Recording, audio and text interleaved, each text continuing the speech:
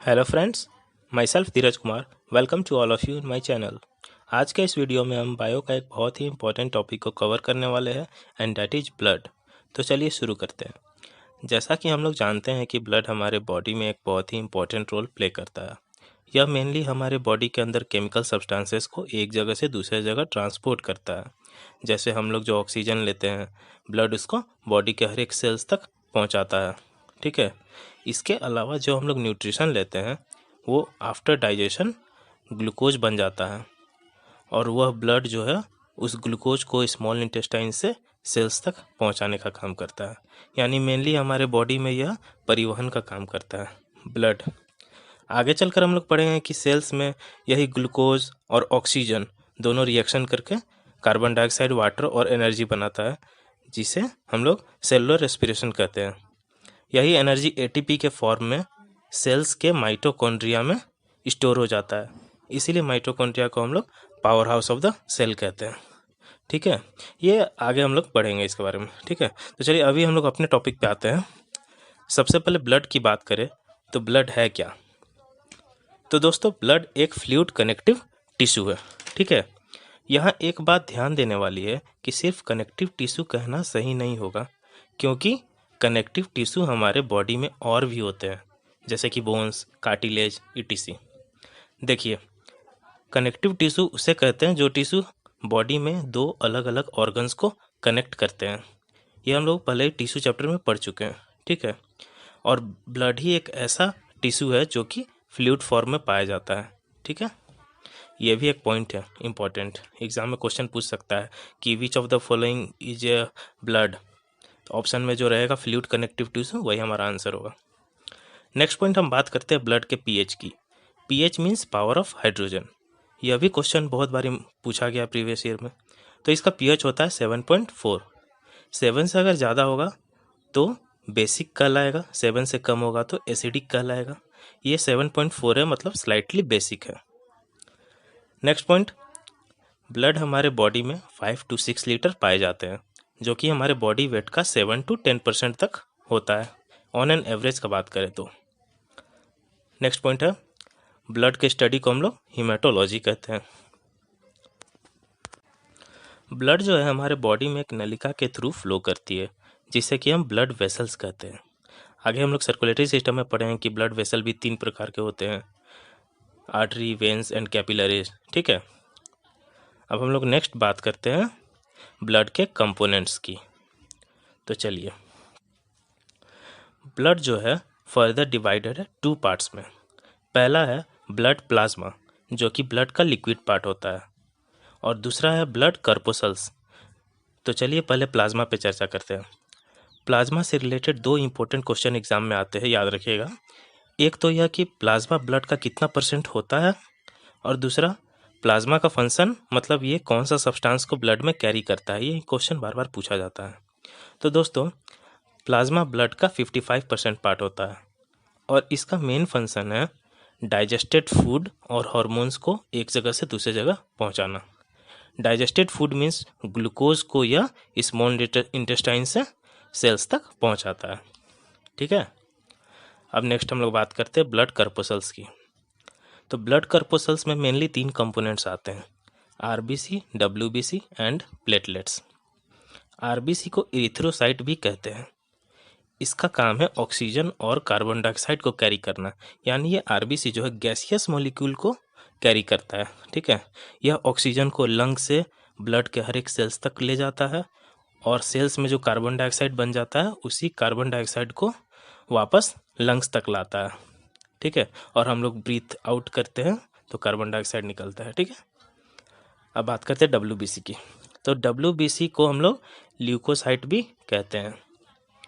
यह डिजीज से लड़ता है और हमारे बॉडी को इम्यूनिटी प्रोवाइड करता है। ठीक है, ये तो सभी जानते हैं। लास्ट है हमारा प्लेटलेट्स, जिसे हम लोग थ्रोम्बोसाइट भी कहते हैं। यह तो ब्लड क्लॉटिंग में हेल्प करता है, ऑब्वियसली पढ़ा हुआ है पहले से ही। तो यहाँ ध्यान दीजिएगा कि ये तीनों जो है आरबीसी, डब्ल्यूबीसी एंड प्लेटलेट्स, इन तीनों का अदर नेम एग्जाम में पूछा जा चुका है। ठीक है, तो ये भी हमारे लिए इम्पोर्टेंट क्वेश्चन है। तो चलिए अब हम लोग ब्लड के कंपोनेंट्स को फिगर से समझते हैं, जिससे हमारा कॉन्सेप्ट और भी क्लियर होगा। ऊपर वाले फिगर में हम लोग देख सकते हैं प्लाज्मा जो कि 55% है ब्लड का। इसमें वाटर, प्रोटीन और बाकी कंपोनेंट्स, आयंस, न्यूट्रिएंट्स, गैसेस भी होते हैं। मेनली इसमें याद रखना है कि वाटर इसमें 90% होते हैं।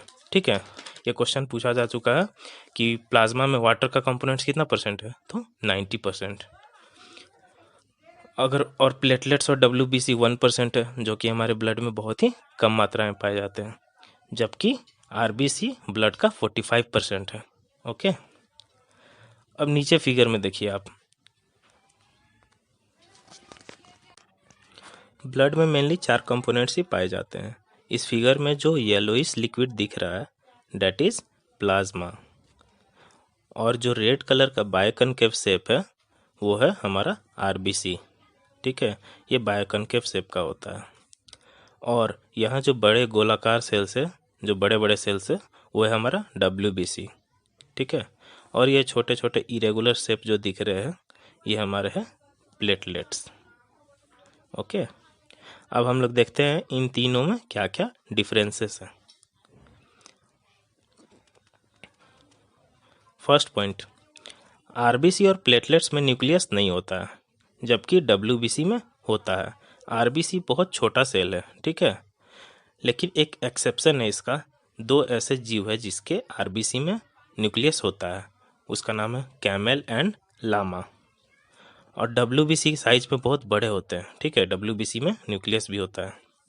सेकेंड पॉइंट, RBC का लाइफ स्पान 20 से 120 डेज का होता है, जबकि WBC का 2 से 4 दिन और प्लेटलेट्स का 3 से 5 दिन। तीसरा पॉइंट इम्पॉर्टेंट है, फॉर्मेशन की बात करें अगर हम, तो ये तीनों का फॉर्मेशन बोन मैरो में होता है।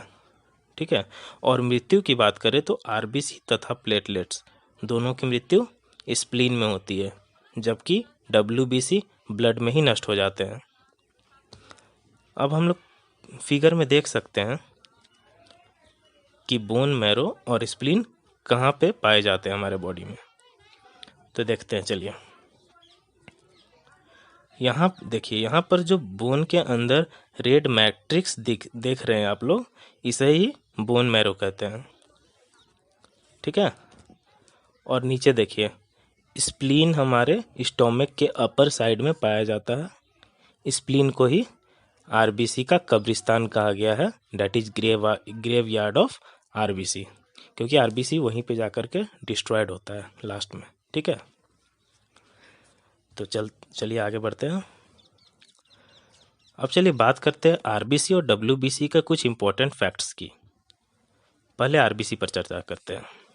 देखिए, RBC में हीमोग्लोबिन नाम का एक पिगमेंट पाया जाता है, जिसके कारण हमारे ब्लड का कलर रेड होता है।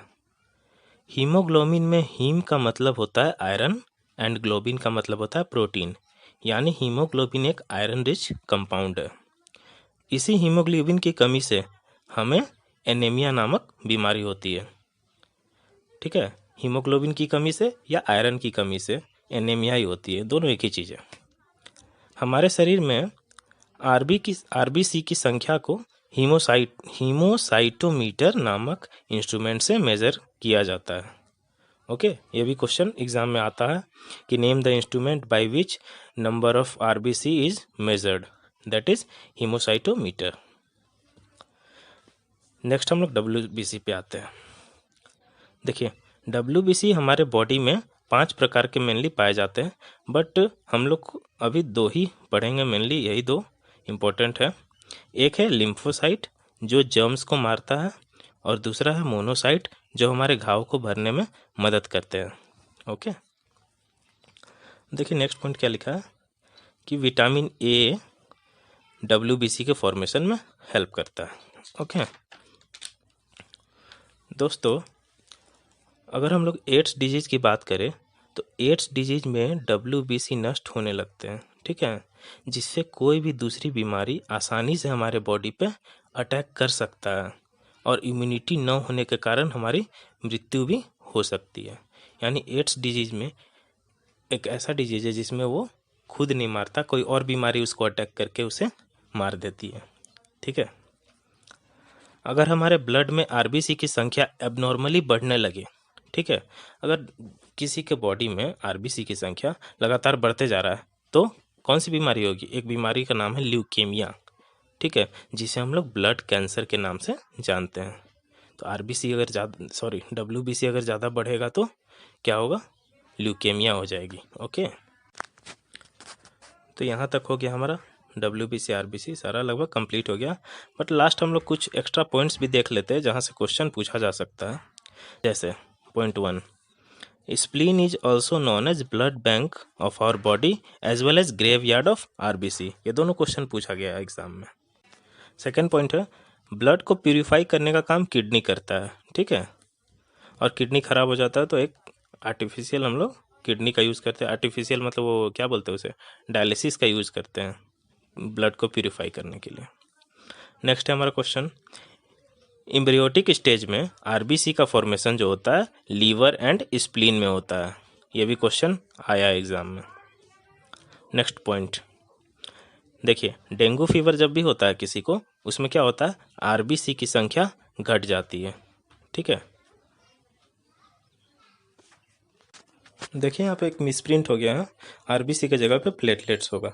डेंगू फीवर में प्लेटलेट्स की संख्या घट जाती है, ठीक है। नेक्स्ट पॉइंट है हमारा, अगर प्लाज्मा में से फाइब्रिनोजिन नामक प्रोटीन को हटा दिया जाए तो बचा भाग को सीरम कहते हैं। ओके, और एक क्वेश्चन आता है कि डब्ल्यूबीसी और आरबीसी का रेशियो क्या है हमारे बॉडी में, ठीक है, तो इसका भी सुन लीजिए।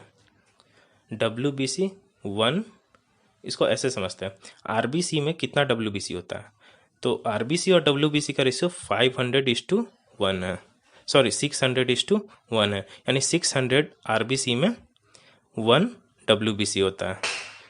ओके, इस तरह से हम लोग समझ सकते हैं कि ब्लड में सबसे ज़्यादा संख्या आरबीसी का होता है और सबसे कम संख्या डब्ल्यूबीसी का होता है। तो दोस्तों, this is all about blood.